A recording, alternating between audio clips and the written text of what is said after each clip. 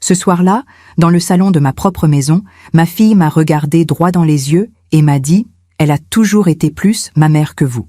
Je m'appelle Morgane Rollet, j'ai 71 ans, et ce que je vais vous raconter est la vérité que j'ai portée seule, jusqu'à aujourd'hui.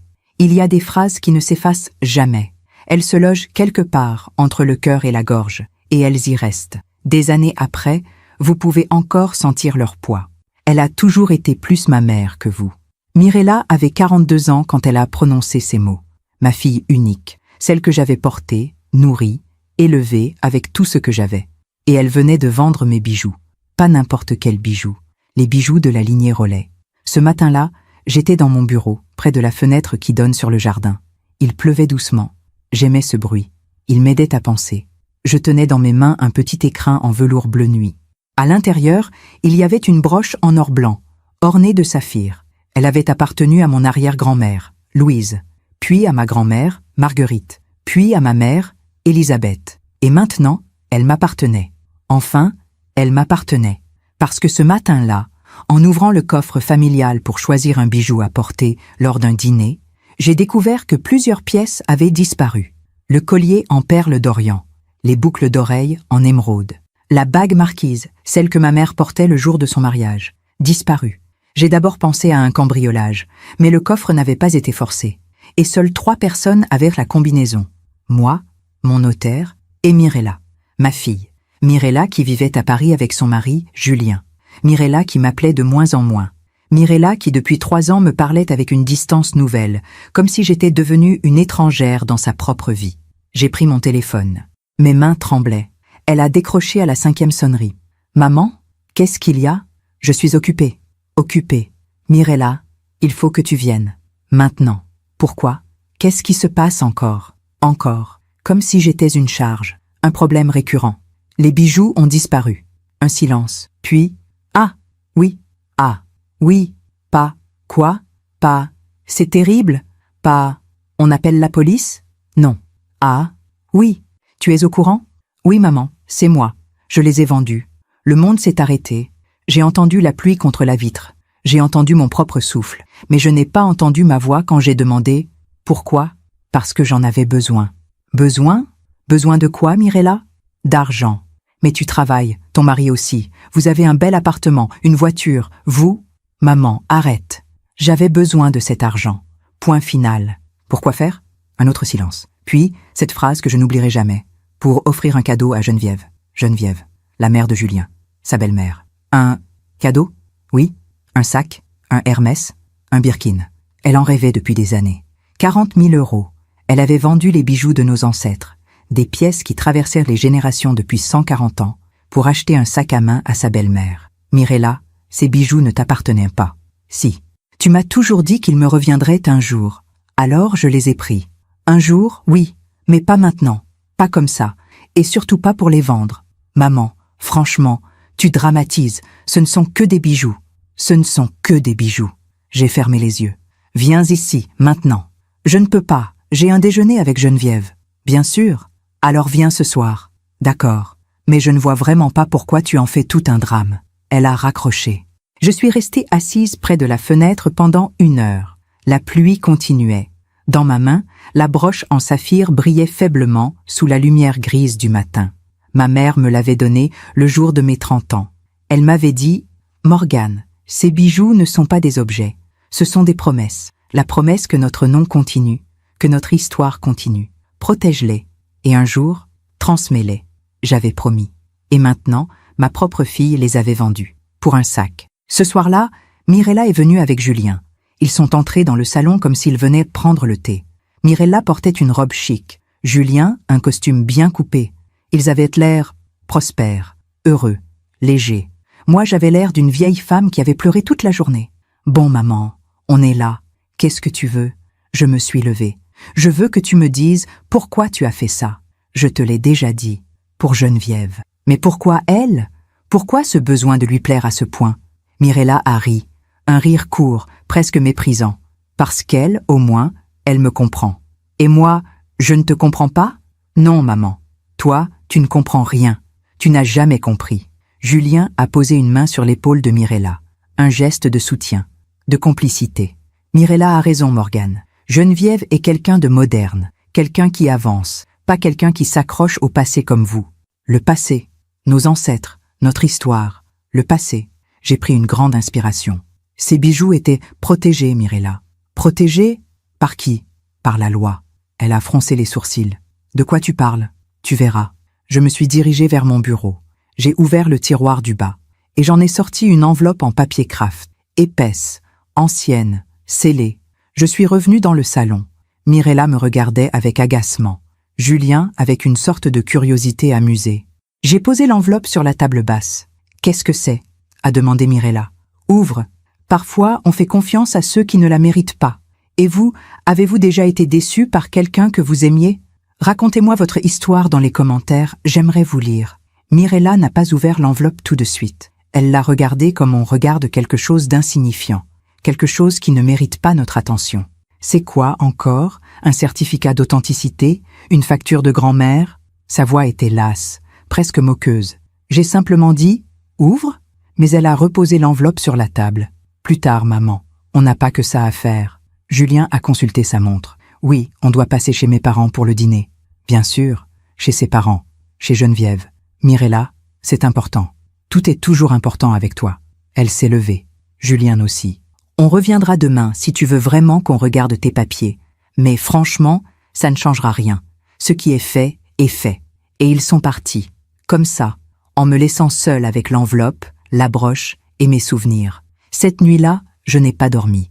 Je suis restée assise dans le salon, la broche en saphir posée sur mes genoux. Et j'ai pensé à tout ce qui nous avait menés là. Mirella et moi, une mère et sa fille. Comment en étions-nous arrivés à ce point? Je me suis souvenue du jour où elle est née. C'était un matin de juin. Le soleil entrait par la fenêtre de la maternité. Tout était blanc, lumineux, pur. Quand l'infirmière me l'a mise dans les bras, j'ai pensé « C'est elle, c'est ma vie maintenant ». Mirella était un bébé calme. Elle ne pleurait presque jamais. Elle me regardait avec de grands yeux sombres, comme si elle comprenait déjà tout. Mon mari, Laurent, était fou de joie. Il voulait une fille. Il disait toujours « Les filles, c'est plus doux, plus fidèle, fidèle ». Quel mot étrange, aujourd'hui. Laurent est mort quand Mirella avait 15 ans. Un accident de voiture, un soir d'hiver, une route gelée. Il rentrait d'un dîner d'affaires à Lyon.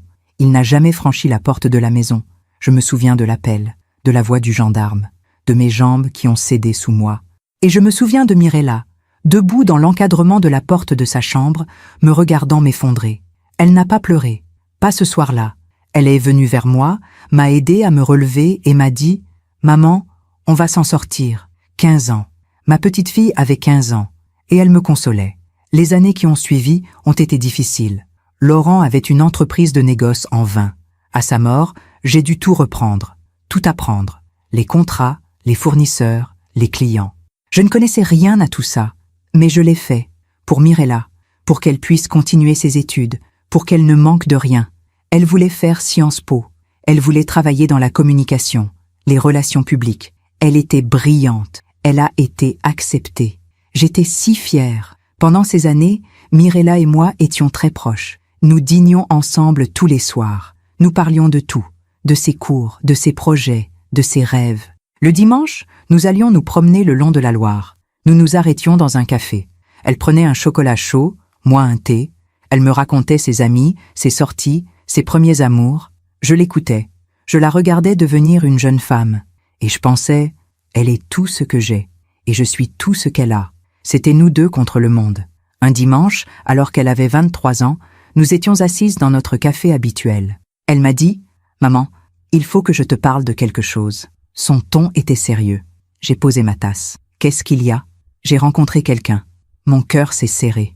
Pas de tristesse, mais de cette petite peur qu'ont toutes les mères quand elles comprennent que leur fille commence à leur échapper. « C'est bien, ma chérie. Comment s'appelle-t-il ?»« Julien. Julien Marchand. Il travaille dans la finance. Et il est gentil ?» Elle a souri. « Oui, il est très gentil. Alors je suis heureuse pour toi. » Et je l'étais. Vraiment. J'ai rencontré Julien quelques semaines plus tard. Il était grand, élégant, bien élevé. Il avait une poignée de main ferme et un sourire poli. Il m'a regardé droit dans les yeux et m'a dit « Madame Rollet, je tiens beaucoup à Mirella. Je vais prendre soin d'elle. » J'ai hoché la tête. C'est tout ce que je demande. Mais il y avait quelque chose dans sa voix. quelque chose que je n'arrivais pas à définir. Une certaine assurance, comme s'ils savaient déjà ce qui allait se passer. Ils se sont mariés 2 ans plus tard, un mariage magnifique, à Paris, dans un hôtel particulier du 7e arrondissement. J'avais tout organisé, les fleurs, le traiteur, la musique. Mirella portait une robe en soie ivoire. Elle était radieuse. Laurent aurait été si fier. Pendant la cérémonie, j'ai pleuré. De joie, bien sûr, mais aussi d'autres choses. Une intuition. Une petite voix au fond de moi qui disait « Quelque chose va changer. » Et quelque chose a changé. C'est ce jour-là que j'ai rencontré Geneviève, la mère de Julien. Elle est arrivée en retard à la cérémonie. Elle portait une robe rouge vif, trop voyante pour un mariage, trop présente. Elle avait environ 60 ans, des cheveux teints en blond platine, des bijoux partout, des bracelets qui tintaient à chaque mouvement, des bagues à presque tous les doigts. Elle s'est dirigée directement vers moi après la cérémonie. « Vous devez être Morgane. »« Oui, enchantée. » Elle m'a regardé de haut en bas, lentement, comme on évalue un objet dans une brocante. Jolie robe, un peu sobre peut-être, mais jolie. Un peu sobre. J'ai souri poliment. « Merci. » Elle s'est penchée vers moi et m'a dit, presque en confidence, « Vous savez, Julien et Mirella vont avoir une vie magnifique. Julien gagne très bien sa vie. Et avec mon aide, ils ne manqueront jamais de rien. Avec mon aide. C'est très généreux de votre part. Oh, ce n'est pas de la générosité, c'est de l'amour. On fait tout pour ses enfants, n'est-ce pas? Enfin, quand on en a les moyens. » Elle a souri. Et elle s'est éloignée. Ce soir-là, après le mariage, Mirella est venue me voir. Nous étions dans le petit salon de l'hôtel. Les invités dansaient dans la grande salle. Elle s'est assise à côté de moi. « Maman, merci. Pour tout. C'était une journée parfaite. Je suis heureuse que tu sois heureuse. » Elle a pris ma main. « Tu sais que je t'aime, n'est-ce pas? »« Bien sûr, ma chérie. Et tu sais que rien ne changera entre nous. » J'ai serré sa main. Je sais. Mais au fond de moi, cette petite voix murmurait encore « Quelque chose a déjà changé. » Les premiers mois après le mariage, tout semblait aller bien. Mirella m'appelait régulièrement. Elle venait déjeuner avec moi 1 fois par semaine. Nous parlions de leur nouvel appartement, de son travail, de leurs projets de voyage. Elle semblait épanouie.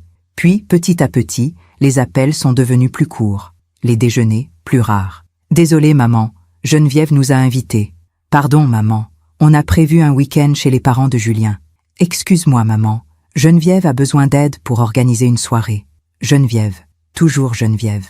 Un jour, environ 1 an après le mariage, j'ai appelé Mirella pour l'inviter à dîner. « Désolée, maman, ce soir, on va chez Geneviève. »« Encore ? » ?»« Oui, elle cuisine tellement bien, et elle aime nous recevoir. »« Je comprends. Et peut-être la semaine prochaine ? » ?»« On verra, je te rappelle. » Elle n'a pas rappelé. J'ai commencé à comprendre. Geneviève n'était pas simplement une belle-mère généreuse, elle était une présence qui prenait toute la place.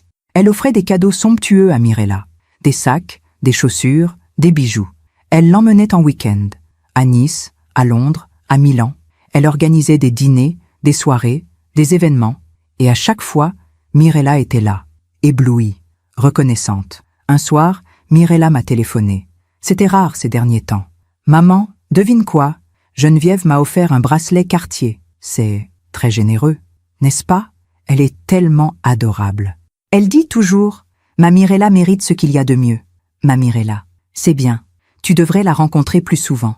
Elle aimerait mieux te connaître. Peut-être, mais je savais. Geneviève ne voulait pas me connaître.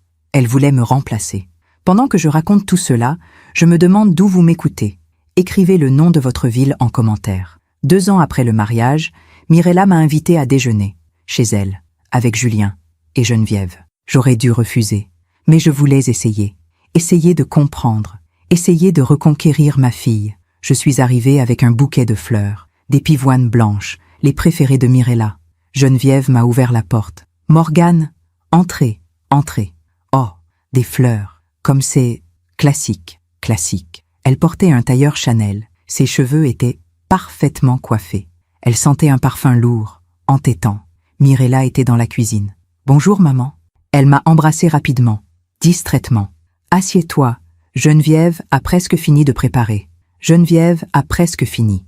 Dans l'appartement de ma fille. Pendant le repas, Geneviève a monopolisé la conversation. Elle parlait de ses voyages, de ses amis, de ses projets. Mirella l'écoutait avec admiration. Julien acquiesçait en souriant. Moi, Je mangeais en silence. À un moment, Geneviève s'est tournée vers moi. « Et vous, Morgane, vous faites quoi de vos journées ? Je m'occupe de l'entreprise de mon défunt mari. »« Ah oui, le vin, c'est charmant, un peu provincial, mais charmant. » Provincial.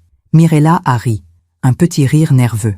Maman a toujours aimé les choses simples, comme si j'étais quelqu'un de dépassé, de ringard. Après le déjeuner, Geneviève et Mirella sont allées dans le salon. Je les entendais rire, parler de mode, de restaurant, de soirée. Je suis restée dans la cuisine avec Julien.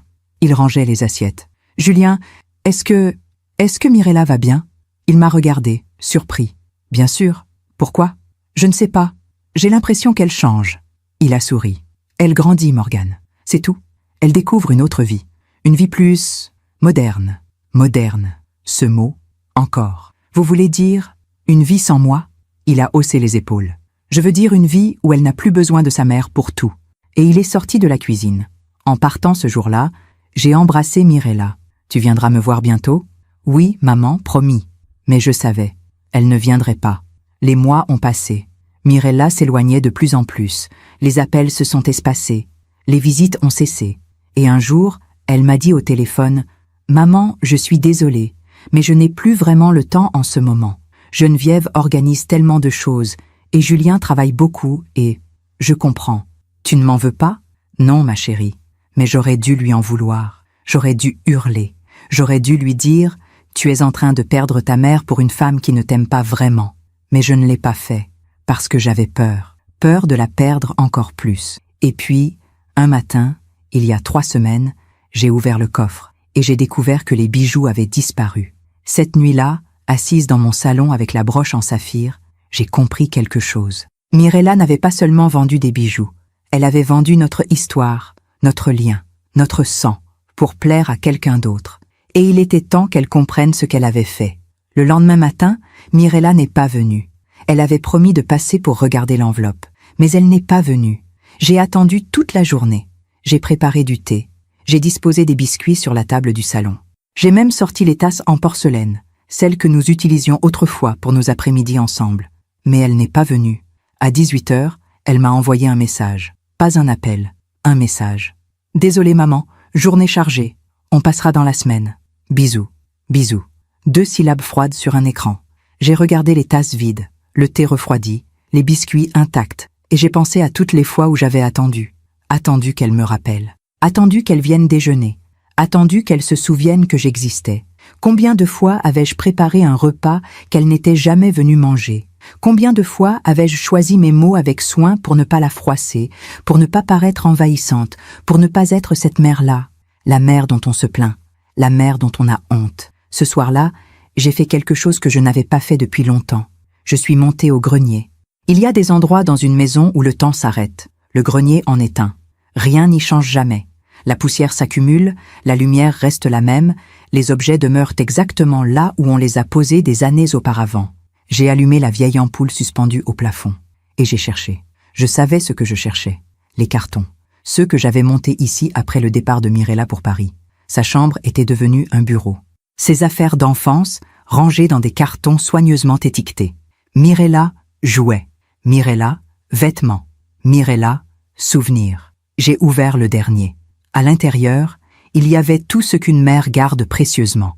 Des dessins d'enfants, des bulletins scolaires, des photos de classe, une petite boîte en fer blanc remplie de ses dents de lait, son premier bracelet en argent, celui que Laurent lui avait offert pour ses 7 ans, une lettre qu'elle m'avait écrite quand elle avait 10 ans, pendant une colonie de vacances. « Chère maman, tu me manques beaucoup. J'ai hâte de rentrer à la maison. Les autres filles disent que leurs mamans sont gentilles, mais moi je sais que la mienne est la meilleure du monde. Je t'aime très fort. Mirella. » J'ai tenu cette lettre entre mes mains. L'encre avait un peu pâli. Le papier était jauni sur les bords, mais les mots étaient toujours là, la meilleure du monde. Où était cette petite fille, celle qui pensait que j'étais la meilleure, celle qui avait hâte de rentrer à la maison? J'ai continué à fouiller, et j'ai trouvé un album photo, celui que j'avais composé pour ses 18 ans. Toutes les photos de son enfance, de sa naissance à sa majorité. Sur la première page, une photo de moi tenant Mirella nouveau-née dans mes bras. Je souriais. J'avais l'air fatiguée mais heureuse, tellement heureuse. Plus loin, une photo de Mirella à 5 ans, assise sur les genoux de Laurent. Ils riaient tous les deux. Elle portait une robe jaune avec des fleurs blanches. Une autre, à 12 ans, le jour de sa communion. Elle tenait un bouquet de roses blanches. Je me tenais à côté d'elle, une main sur son épaule. Et encore une autre, à 15 ans, quelques semaines avant la mort de Laurent. Nous étions toutes les deux dans le jardin. Elle me regardait en souriant. Je me suis assise par terre, au milieu des cartons, l'album sur les genoux. Et j'ai pleuré. Pas des larmes bruyantes. Juste des larmes qui coulaient, encore et encore, sans que je puisse les arrêter. Parce que je comprenais. Je comprenais que cette petite fille n'existait plus. Que la femme qu'elle était devenue ne me considérait plus comme la meilleure du monde. Qu'elle m'avait remplacée. Je suis redescendue 1 heure plus tard, l'album sous le bras.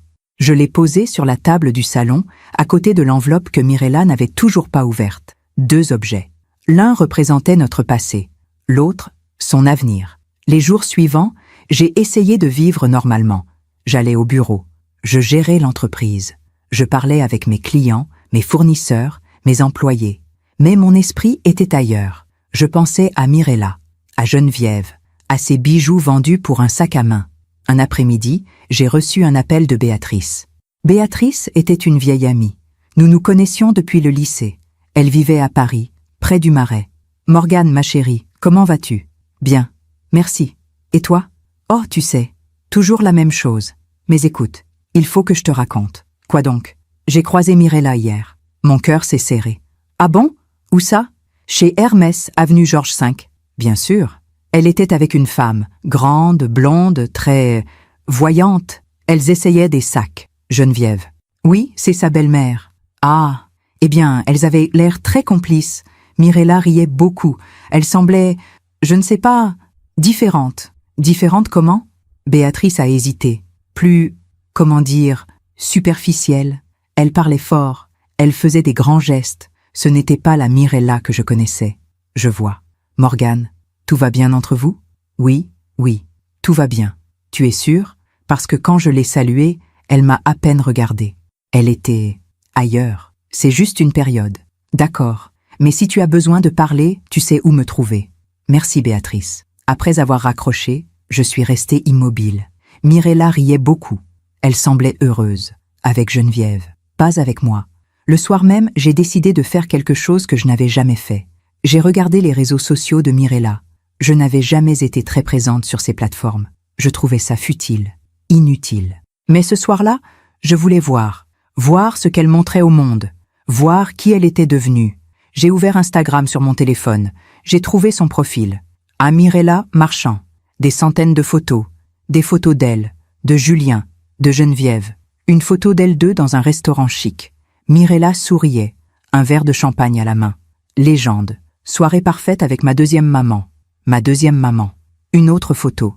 Geneviève et Mirella devant la tour Eiffel. Légende. Week-end magique avec la meilleure belle-mère du monde. La meilleure du monde. Une autre encore. Mirella portant un sac à main de luxe. Légende. Merci Geneviève pour ce cadeau incroyable. Tu es un ange. J'ai continué à faire défiler. Photo après photo. Geneviève, Julien, des restaurants, des voyages, des sacs, des bijoux. Mais nulle part, je n'apparaissais. Pas une seule photo de moi. Pas une seule mention. Comme si je n'existais pas. Comme si je n'avais jamais existé. J'ai fermé l'application.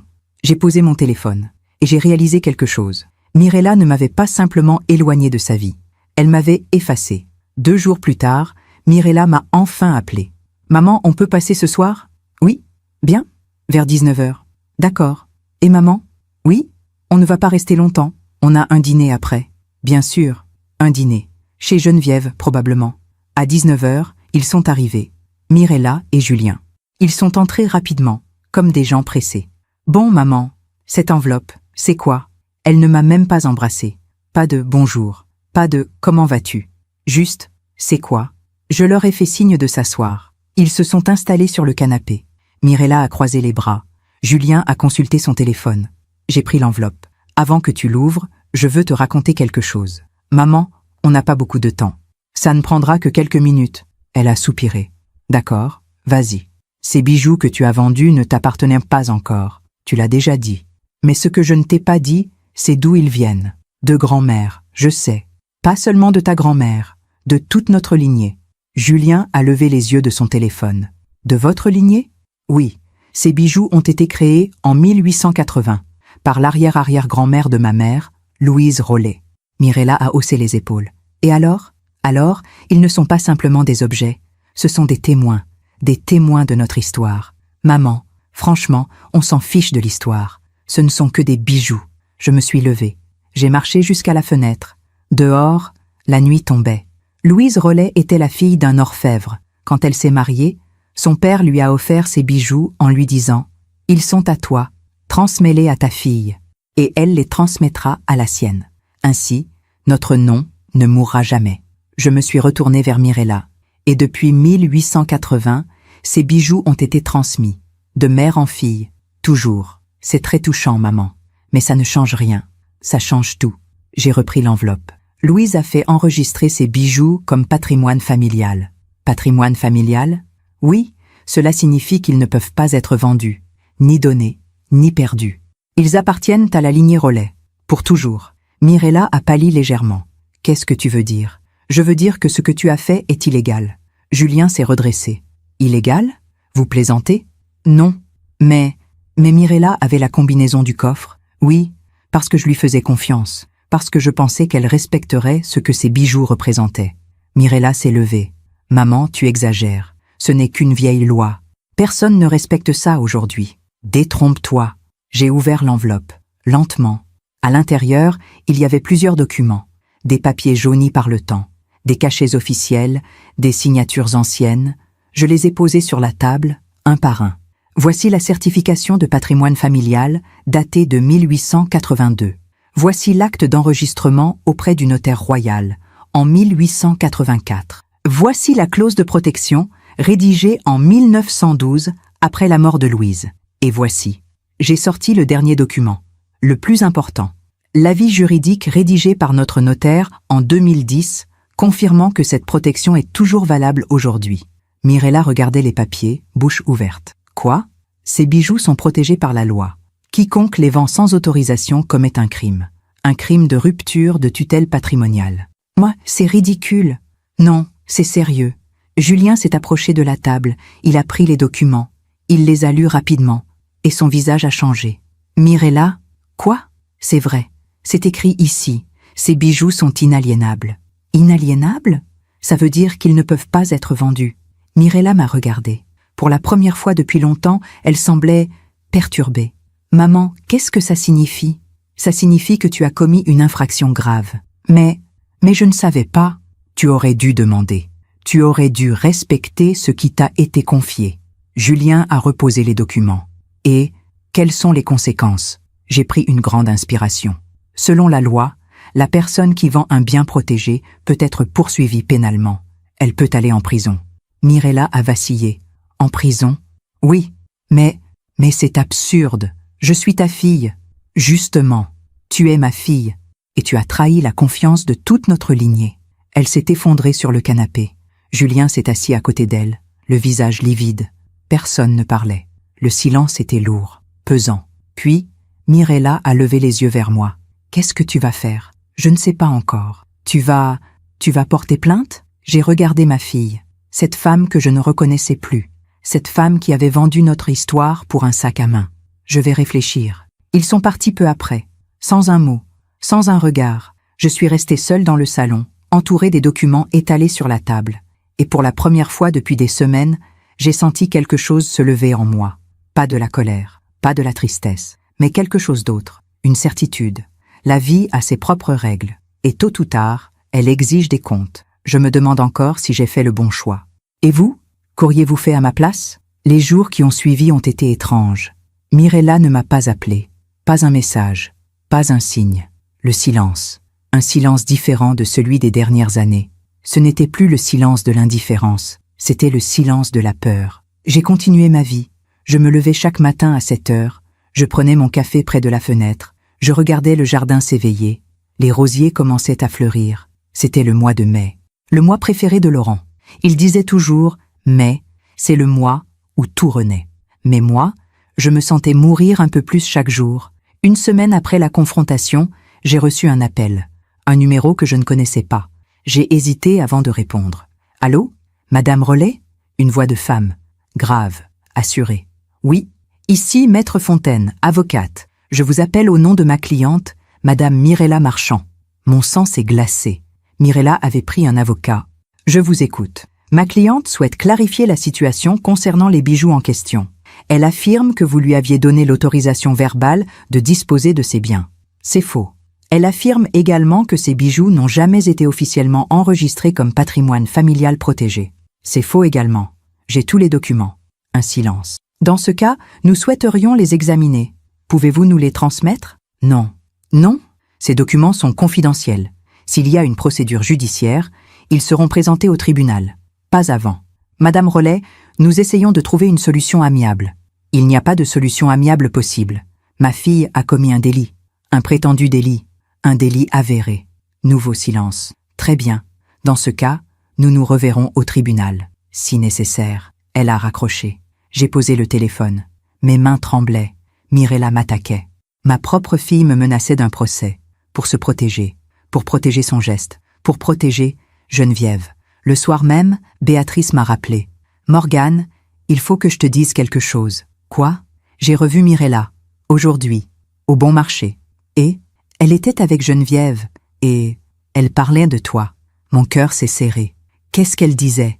Béatrice a hésité. « Tu es sûre que tu veux savoir ?»« Oui. » Geneviève disait. « Ta mère est complètement dépassée. Elle s'accroche à des vieilles traditions ridicules. Il faut que tu te libères d'elle. » Et Mirella a répondu « Je sais, mais elle menace de porter plainte. Mon avocat dit que c'est sérieux. » Et qu'a dit Geneviève? Elle a ri. Elle a dit « Laisse-la faire. De toute façon, qui va croire une vieille femme aigrie? Une vieille femme aigrie. » C'était donc ça. C'était comme ça que Geneviève me voyait. Et c'était comme ça qu'elle me présentait à Mirella. « Béatrice, merci de m'avoir prévenue. Morgane, je suis désolée, mais il faut que tu saches quelque chose d'autre. »« Quoi ? » Geneviève, elle a une réputation. Quel genre de réputation? Une réputation de manipulatrice. Béatrice m'a raconté. Geneviève avait été mariée 3 fois. Le premier mari, un homme d'affaires prospère, était mort dans des circonstances étranges. Une chute dans les escaliers de leur maison de campagne. Geneviève avait hérité de tout. Le deuxième mari, un médecin renommé, avait divorcé après 2 ans de mariage. Il disait que Geneviève l'avait épousé uniquement pour son argent et son statut. Le troisième mari, le père de Julien, était mort d'une crise cardiaque. Encore une fois, Geneviève avait hérité de tout. Elle a toujours eu ce qu'elle voulait, Morgane. Et elle le fait en se rendant indispensable, en prenant la place des autres, en devenant celle dont on ne peut plus se passer. Et Mirella est sa dernière conquête. Après cet appel, je suis restée assise dans le noir pendant des heures. Je comprenais maintenant. Geneviève n'avait pas simplement pris ma place. Elle avait chassé ma place, systématiquement. Méthodiquement. Les cadeaux luxueux, les voyages, les dîners, ce n'était pas de la générosité, c'était de la stratégie. Chaque cadeau créait une dette, chaque voyage créait un souvenir, chaque dîner créait une habitude, et petit à petit, Mirella devenait dépendante de Geneviève, de son approbation, de son affection, de son monde. Et moi, j'étais devenue l'obstacle, la mère dépassée, la mère provinciale, la mère qui s'accrochait au passé. Le lendemain, j'ai fait quelque chose que je n'avais jamais fait. J'ai engagé un détective privé. Je sais que cela peut paraître extrême, mais je devais savoir qui était vraiment Geneviève, savoir ce qu'elle avait fait, savoir ce qu'elle préparait. Monsieur Arnaud était un homme discret, dans la 60aine, avec un regard perçant et une voix calme. Il m'a reçu dans son bureau, près de la gare Montparnasse. « Madame Rollet, que puis-je faire pour vous? Je veux que vous enquêtiez sur quelqu'un. »« Qui ?»« Geneviève Marchand. » J'ai sorti une photo de mon sac, une photo que j'avais imprimée depuis le compte Instagram de Mirella. Geneviève, souriante, élégante, parfaite. Monsieur Arnaud a pris la photo. « Qu'est-ce que vous voulez savoir exactement? » « Tout. Ses mariages, ses divorces, ses finances, ses relations, tout. » Il a hoché la tête. « Ça prendra quelques semaines. Prenez le temps qu'il faut. » En sortant de son bureau, je me suis sentie différente, pas honteuse, pas coupable, mais déterminée. Geneviève avait pris ma fille, mais elle n'allait pas garder ce qu'elle avait volé. 2 semaines plus tard, Mirella m'a enfin appelée. « Maman, il faut qu'on parle. Je t'écoute. Pas au téléphone, en personne. »« D'accord. Quand ? » ?»« Demain, chez moi, à 18h. »« Très bien. Et maman ? » ?»« Oui. Viens seul, seul, comme si j'allais venir avec une armée. Le lendemain, je me suis préparée avec soin. J'ai choisi une robe bleu marine, simple, élégante. J'ai attaché mes cheveux en chignon. J'ai mis la broche en saphir, celle que Mirella n'avait pas vendue, celle qui me rappelait qui j'étais. Morgane Rollet, fille de la lignée, gardienne de notre histoire. J'ai pris le train pour Paris. Pendant le trajet, j'ai regardé défiler le paysage, les champs, les villages, les clochers, ce pays que nos ancêtres avaient traversé, ce pays qui nous avait vus naître, grandir, mourir, génération après génération. Je suis arrivé chez Mirella à 17h55. J'ai sonné. Mirella a ouvert presque immédiatement. Elle portait un pantalon noir et un chemisier blanc. Ses cheveux étaient tirés en arrière. Elle avait l'air tendue. « Entre, maman. » Je suis entrée dans l'appartement. Tout était impeccable. Trop impeccable. Comme si personne ne vivait vraiment ici. « Julien n'est pas là ? » ?»« Non. Il travaille tard. » »« Très bien. » Elle m'a fait signe de m'asseoir dans le salon. Je me suis installée sur le canapé. Elle est restée debout. « Maman, il faut que cette situation cesse. » « Quelle situation ? Cette histoire de plainte, cette histoire de bijoux protégés, tout ça. Oh, ce n'est pas une histoire, Mirella, c'est la réalité. Mais c'est absurde. On est en 2024. Plus personne ne respecte ce genre de lois anciennes. Moi, je les respecte, parce que tu es coincée dans le passé. Je me suis levée. Le passé, Mirella, c'est ce qui te constitue.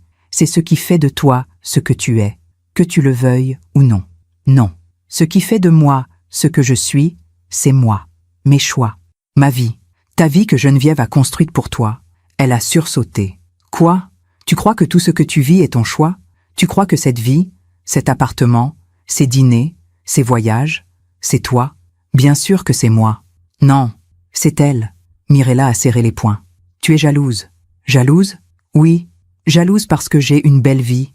Jalouse parce que Geneviève m'offre ce que toi, tu n'as jamais pu m'offrir. Les mots ont frappé comme des gifles. Ce que je n'ai jamais pu t'offrir, oui, Geneviève m'emmène à l'opéra, dans des restaurants étoilés, en voyage à l'étranger.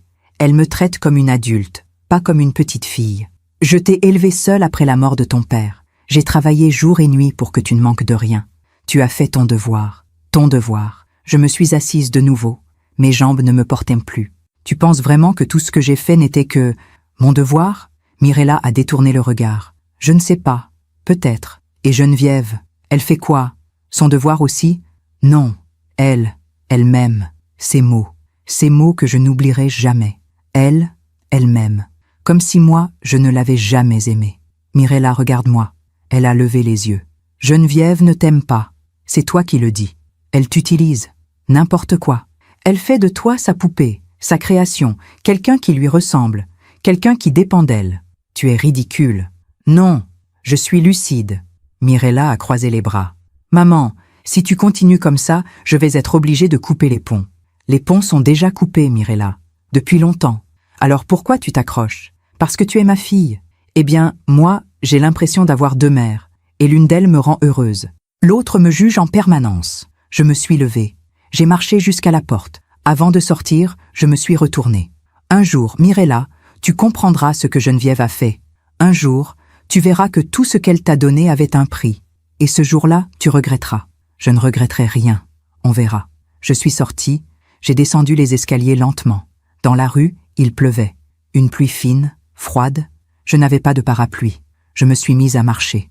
J'ai marché pendant 1 heure. Sous la pluie, les rues de Paris défilaient, les passants pressés, les lumières des vitrines, le bruit des voitures, tout me semblait lointain, irréel. Je pensais à Mirella, à ses mots. Elle m'aime. J'ai l'impression d'avoir deux mères. Tu as fait ton devoir. Chaque phrase était un couteau. Et je pensais à Geneviève, à son sourire parfait, à ses cadeaux empoisonnés, à sa stratégie implacable. Elle avait gagné. Elle avait pris ma fille. Mais quelque chose en moi refusait de céder. Quelque chose qui venait du plus profond de ma lignée. Quelque chose que Louise Rollet avait transmis à ses filles. La dignité, la patience, la certitude que la vie finit toujours par rendre justice. Je suis rentrée chez moi tard dans la nuit, trempée, épuisée, mais déterminée. Sur mon répondeur, il y avait un message. « Monsieur Arnaud, Madame Rollet, j'ai terminé mon enquête. J'ai des informations importantes, très importantes. Pouvez-vous passer à mon bureau demain matin ?» J'ai écouté le message 3 fois. des informations importantes sur Geneviève. Je me suis allongée dans mon lit. Dehors, la pluie continuait. Et pour la première fois depuis des semaines, j'ai souri. Pas un sourire de joie, mais un sourire de certitude. La vérité allait éclater. Pendant que je raconte tout cela, je me demande d'où vous m'écoutez. Écrivez le nom de votre ville en commentaire. Je me suis réveillée à l'aube. Le soleil n'était pas encore levé. Le ciel avait cette couleur grise et bleutée qui précède le jour. Je n'avais presque pas dormi. Chaque fois que je fermais les yeux, je revoyais le visage de Mirella, sa froideur, son mépris, sa certitude que Geneviève l'aimait plus que je ne l'avais jamais aimée. Je me suis levée, j'ai préparé un café. Je me suis assise près de la fenêtre avec la broche en saphir entre mes mains. Et j'ai pensé à ma mère. Maman était morte il y a 8 ans. Un cancer, rapide, foudroyant. Elle avait 79 ans. Avant de mourir, elle m'avait appelée dans sa chambre. Elle tenait cette même broche dans ses mains. « Morgane, ces bijoux ne sont pas simplement beaux. Ils sont notre mémoire, la mémoire de toutes les femmes qui nous ont précédées. »« Je sais, maman. Tu promets de les protéger ?»« Je promets. » Elle avait souri faiblement. « Et tu promets de les transmettre à Mirella quand elle sera prête ?»« Oui, pas avant. Seulement quand elle comprendra leur valeur. » Quand elle comprendra leur valeur. Mirella n'avait jamais compris. Elle les avait vus comme des objets, des choses à vendre, à transformer en argent, en statut, en approbation. L'approbation de Geneviève. À 9 heures, j'étais dans le bureau de Monsieur Arnaud. Il m'attendait avec une enveloppe Kraft posée sur son bureau. Une enveloppe épaisse. « Madame Rollet, asseyez-vous. » Je me suis installée dans le fauteuil en face de lui. Mon cœur battait vite. « Vous avez trouvé quelque chose ?»« Oh oui, beaucoup de choses. » Il a ouvert l'enveloppe. À l'intérieur, des dizaines de documents, des photos, des relevés bancaires, des articles de presse. Geneviève Marchand, née Geneviève Dubois en 1963, mariée 3 fois, comme vous le saviez déjà. Mais ce que vous ne savez peut-être pas, c'est à quel point ces mariages ont été lucratifs. Lucratifs? Oui. Regardez. Il a sorti une première photo. Un homme d'une 50aine d'années. Beau, distingué. Philippe Arnaud, premier mari, homme d'affaires dans l'immobilier. Ils se sont mariés en 1987. Il est mort en 1989. La chute dans les escaliers.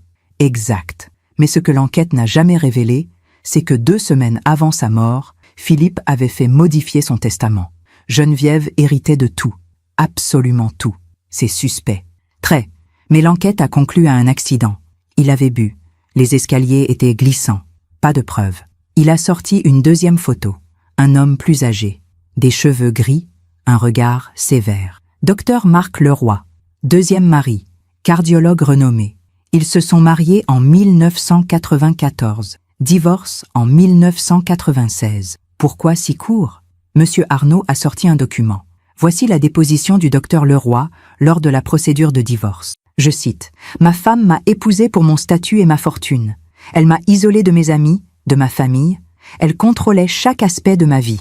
Quand j'ai voulu divorcer, elle a menacé de ruiner ma réputation. » Elle l'a menacé? Oui, elle affirmait avoir des preuves qu'il avait commis des fautes professionnelles. Des preuves qui n'ont jamais été présentées, mais qui ont suffi à le terroriser. Mais le divorce? Il a accepté de lui verser une somme considérable pour qu'elle se taise. 3 millions de francs. L'équivalent d'environ 450 000 € aujourd'hui. Je sentais mon sang se glacer. Geneviève n'était pas simplement manipulatrice, elle était dangereuse. Et le troisième mari, Monsieur Arnaud a sorti une troisième photo. Un homme élégant, souriant, des yeux clairs, Henri Marchand, entrepreneur dans l'industrie pharmaceutique, le père de Julien. Ils se sont mariés en 2002. Il est mort en 2015. Crise cardiaque. Oui, mais là encore, quelque chose ne colle pas. Il a sorti un rapport médical. Henri Marchand était en excellente santé. Pas d'antécédents cardiaques, pas de cholestérol, pas de diabète, rien. Alors comment? Le médecin légiste a conclu à une crise cardiaque foudroyante, mais aucune autopsie n'a été pratiquée. Pourquoi? Parce que Geneviève s'y est opposée. Pour des raisons religieuses, soi-disant. Et personne n'a insisté? Non. Elle était l'épouse. Elle avait le droit de refuser. Je me suis adossée à mon fauteuil. 3 maris, 2 morts suspectes, un divorce sous menace. Et à chaque fois, Geneviève avait tout obtenu. L'argent, le statut, la liberté. Il y a autre chose. Monsieur Arnaud a sorti une série de relevés bancaires. Depuis 2015, Geneviève a dépensé énormément. Voyage de luxe, achats compulsifs, cadeaux somptueux. Regardez ces chiffres. J'ai parcouru les relevés. 50 000 € pour un voyage aux Maldives. 20 000 € pour un collier. 40 000 € pour un sac Hermès. 40 000 €. Le sac qu'elle avait reçu de Mirella. Elle a tout dépensé, presque tout. L'héritage d'Henri s'élevait à environ 3 millions d'euros. Il lui en reste moins de 200 000. Elle est presque ruinée. Exactement. J'ai compris. Geneviève n'avait pas simplement pris Mirella sous son aile par générosité. Elle l'avait fait parce qu'elle avait besoin d'elle. Besoin de son admiration. Besoin de sa dépendance. Besoin de son argent. Et Julien, il sait quelque chose? Monsieur Arnaud a secoué la tête. Julien croit que sa mère est riche. Elle lui a toujours fait croire qu'elle avait hérité de plusieurs fortunes, qu'elle était à l'abri du besoin. Il ne connaît pas la vérité. Et Mirella? Mirella ne sait rien non plus. Pour elle, Geneviève est une femme généreuse, élégante, indépendante. Il y a encore quelque chose. Il a sorti un dernier document, une facture, d'un joaillier parisien. Regardez, j'ai lu. Vente de bijoux anciens, collier perles d'Orient, boucles d'oreilles émeraude, bague marquise, 42 000 €, vendeuse, Madame Mirella Marchand, acheteuse, Madame Geneviève Marchand. Mon sang n'a fait qu'un tour. Geneviève a acheté les bijoux? Oui, pas pour les garder. Regardez la date de cette autre facture. Il a sorti un second document. Revente de bijoux anciens, collier perles d'Orient, boucles d'oreilles émeraude, bague marquise, 68 000 €, vendeuse, Madame Geneviève Marchand. Elle les a revendus. Oui, avec un bénéfice de 26 000 €. Mais pourquoi? Pour financer son train de vie. Elle était à court d'argent. Elle a convaincu Mirella de vendre les bijoux en lui disant que c'était pour lui acheter un sac. Mirella a cru qu'elle offrait un cadeau à sa belle-mère adorée. En réalité, elle finançait les dettes de Geneviève. J'ai fermé les yeux. Tout prenait sens. Les cadeaux, les voyages, l'affection, tout était calculé. Geneviève avait manipulé Mirella depuis le début, pour son argent, pour ses biens, pour son héritage. Et le sac, le Hermès, à 40 000 €? Monsieur Arnaud a souri tristement. Il n'existe pas. Enfin, si. Mais Geneviève ne l'a jamais reçu. C'est elle qui a suggéré à Mirella de vendre les bijoux en prétextant vouloir ce sac. En réalité, elle voulait l'argent. Mais Mirella a dit ce que Geneviève lui a demandé de dire. Je me suis levée. J'ai marché jusqu'à la fenêtre du bureau. Dehors, Paris s'agitait. Les voitures, les passants, la vie. Madame Rollet, il y a encore une chose. Je me suis retournée. Quoi? Geneviève a fait une demande de prêt bancaire il y a 3 semaines. Un prêt? Oui, 100 000 €. Pourquoi faire? Elle a prétendu vouloir investir dans une affaire immobilière. Et la banque a refusé. Elle est trop endettée. J'ai compris la suite. Geneviève était désespérée. Elle avait besoin d'argent. Et elle savait qu'il y avait une source. Moi, mon héritage, ma fortune, les biens de la famille Rollet. Elle veut mon héritage. Monsieur Arnaud a hoché la tête. J'en suis convaincue. Mais comment? Je suis encore vivante. Elle passe par Mirella. Si Mirella hérite de vous, Geneviève aura accès à cet héritage. Par manipulation, par chantage affectif, par tous les moyens. Je me suis rassise. Tout était clair maintenant. Geneviève n'avait jamais aimé Mirella. Elle l'avait façonnée, isolée, retournée contre moi. Pour qu'un jour, quand je mourrais, Mirella hérite et Geneviève prendrait tout. Qu'est-ce que je peux faire? Vous avez plusieurs options. La première, porter plainte contre Mirella pour vol et rupture de tutelle patrimoniale. Et Geneviève, si vous prouvez qu'elle a orchestré le vol, elle peut être poursuivie pour recel et complicité. Combien de temps de prison? Pour Mirella, entre 6 mois et 2 ans. Pour Geneviève, entre 2 et 5 ans. Mon cœur s'est serré. 6 mois à 2 ans. Ma fille, en prison. Et la deuxième option? Vous pouvez modifier votre testament. Déshériter Mirella. Léguer vos biens à une œuvre caritative, à un musée, à qui vous voulez. Ainsi, même si Mirella reste sous l'emprise de Geneviève, elle n'héritera de rien. Et Mirella apprendra la vérité sur Geneviève comment? Elle ne l'apprendra peut-être jamais. Mais au moins, Geneviève n'obtiendra rien. Je suis restée silencieuse longtemps. 2 options, 2 chemins. L'un conduisait à la justice, au tribunal, à la prison. L'autre conduisait au silence, à l'effacement, à la rupture définitive. Monsieur Arnaud, puis-je réfléchir? Bien sûr, mais ne tardez pas trop. Geneviève est rusée. Si elle sent que vous avez découvert quelque chose, elle pourrait agir plus vite. Agir comment? Convaincre Mirella de faire d'autres choses, de vendre d'autres biens, de vous éloigner encore plus. Ou pire, il a hésité. Bédé.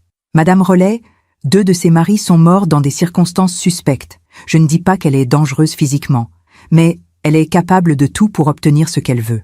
Un frisson m'a traversé. Geneviève, manipulatrice, menteuse et peut-être meurtrière. Je suis sortie du bureau avec l'enveloppe contenant tous les documents.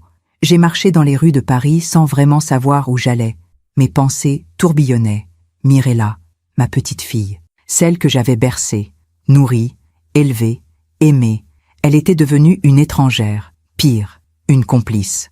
Mais au fond de moi, je savais. Elle n'était pas méchante, elle était aveuglée, manipulée, prisonnière d'une femme qui jouait avec elle comme avec une marionnette. Je me suis arrêtée devant une église, Saint-Sulpice. Je suis entrée. À l'intérieur, il faisait frais, silencieux. Quelques personnes priaient, assises sur les bancs. Je me suis avancée jusqu'à un cierge. J'en ai allumé un. Pour Laurent, pour ma mère, pour toutes les femmes de la lignée Rollet, et pour Mirella. J'ai prié, pas pour demander de l'aide, mais pour trouver la force de faire ce qui était juste, pas ce qui était facile, pas ce qui me soulagerait, mais ce qui était juste. En sortant de l'église, j'ai pris une décision. Je n'allais pas fuir, je n'allais pas me taire, je n'allais pas laisser Geneviève gagner. J'allais me battre, pas avec violence, pas avec haine, mais avec la vérité. Et avec la loi. Ce soir-là, je suis rentrée chez moi. J'ai posé l'enveloppe de Monsieur Arnaud sur mon bureau. À côté, l'enveloppe contenant les documents de protection patrimoniale. 2 enveloppes, 2 armes. Et j'ai appelé mon notaire. Maître Dupont, j'ai besoin de vous. C'est urgent. Madame Rollet, que se passe-t-il? Il se passe que ma fille a vendu des biens protégés. Et que je vais porter plainte. Un silence. Vous êtes sûre? Certaine. Très bien. Venez demain matin. Nous préparerons le dossier. Après avoir raccroché, je me suis assise dans mon salon. La broche en saphir brillait sous la lumière de la lampe. Et j'ai pensé à Louise, à Marguerite, à Élisabeth, à toutes ces femmes qui m'avaient précédée. Elles n'avaient jamais cédé. Elles avaient protégé ce qui devait l'être, transmis ce qui devait l'être, avec dignité, avec courage. Et moi, Morgane Rollet, j'allais faire de même, même si cela signifiait perdre ma fille, même si cela signifiait être seule, même si cela signifiait souffrir, parce que certaines choses ne se vendent pas, certaines choses ne se négocient pas, certaines choses sont sacrées, et je ne les laisserai pas disparaître. Je me demande encore si j'ai fait le bon choix. Et vous, qu'auriez-vous fait à ma place? Le lendemain matin, j'étais dans le bureau de Maître Dupont à 9 heures précises. Il m'attendait avec son assistant, Maître Rousseau, une jeune femme d'une trentaine d'années, aux cheveux courts et au regard vif. Madame Rollet, asseyez-vous. Je me suis installée. J'ai posé les 2 enveloppes sur son bureau. Voici les documents de protection patrimoniale. Et voici le rapport du détective privé. Maître Dupont a ouvert la première enveloppe. Il a parcouru les documents lentement, en silence. Puis, il a ouvert la seconde. Son visage s'est assombri au fur et à mesure de sa lecture. Mon Dieu, vous comprenez maintenant pourquoi je dois agir. Oui, mais Madame Rollet, êtes-vous consciente des conséquences? Quelles conséquences? Maître Rousseau a pris la parole. Si vous portez plainte contre votre fille, elle risque la prison. Le tribunal ne fait pas de distinction. La loi est la loi. Je sais. Et vous êtes prête à aller jusque-là? Je n'ai pas le choix. Vous avez toujours le choix, Madame Rollet. J'ai regardé Maître Rousseau droit dans les yeux. Ma fille a été manipulée par une femme dangereuse. Une femme qui a peut-être tué 2 hommes. Une femme qui ruine tout ce qu'elle touche. Si je ne fais rien, Geneviève continuera. Elle prendra tout. Mon héritage, ma famille, mon nom. Mais en agissant, vous risquez de perdre votre fille pour toujours. Je l'ai déjà perdue. Le silence s'est installé dans le bureau. Maître Dupont a refermé les enveloppes. Très bien, nous allons préparer le dossier. La plainte sera déposée dans les 48 heures. Mais avant cela, je vous conseille fortement de prévenir Mirella. La prévenir? Oui. Lui donner une dernière chance de rectifier, de rendre les bijoux, ou au moins de reconnaître ce qu'elle a fait. Et si elle refuse, alors nous irons jusqu'au bout. Je suis sortie du cabinet avec un poids sur le cœur. Une dernière chance, une dernière conversation, une dernière tentative de sauver ce qui pouvait encore l'être. J'ai appelé Mirella depuis mon téléphone. Elle a décroché à la 3e sonnerie. « Maman? Mirella, il faut qu'on se voie. »« Encore? » »« Oui, c'est important. »« Je ne peux pas aujourd'hui. J'ai un déjeuner avec Geneviève. » Bien sûr. Alors ce soir, on a un dîner chez des amis. Mirella, c'est urgent. Elle a soupiré. D'accord. Demain midi, chez moi. Non, pas chez toi. Pourquoi? Parce que je veux qu'on soit seuls. Sans Julien, sans Geneviève. Maman, tu deviens parano. Accepte ou refuse. Un silence. Très bien. Où? Au jardin du Luxembourg. À midi. Le jardin du Luxembourg? En plein hiver? Il ne fait pas si froid. Et j'ai besoin d'air. Comme tu veux. Le lendemain, je suis arrivée au jardin à 11h45. Le ciel était gris. Il faisait frais, mais pas glacial. Quelques personnes se promenaient. Des enfants jouaient près du bassin. Je me suis assise sur un banc près de la fontaine Médicis. Et j'ai attendu. Mirella est arrivée à 12h10. Elle portait un manteau beige, un foulard Hermès et des lunettes de soleil. Même par ce temps gris. Elle s'est assise à côté de moi sans un mot. Bonjour Mirella. Bonjour maman. Alors, qu'est-ce qu'il y a de si urgent? J'ai sorti une enveloppe de mon sac. L'enveloppe du détective. Je la lui ai tendue. Qu'est-ce que c'est? Ouvre. Elle a pris l'enveloppe, l'a ouverte, a sorti les documents. Et elle a commencé à lire. J'ai observé son visage. Au début, de l'incompréhension, puis de la surprise, puis de l'incrédulité, puis du choc. C'est quoi ça? C'est la vérité sur Geneviève. Non, c'est des mensonges. Ce sont des faits, des documents officiels, des relevés bancaires, des témoignages. Tu as fait enquêter sur elle? Oui. Elle a jeté les papiers sur le banc. Tu es folle.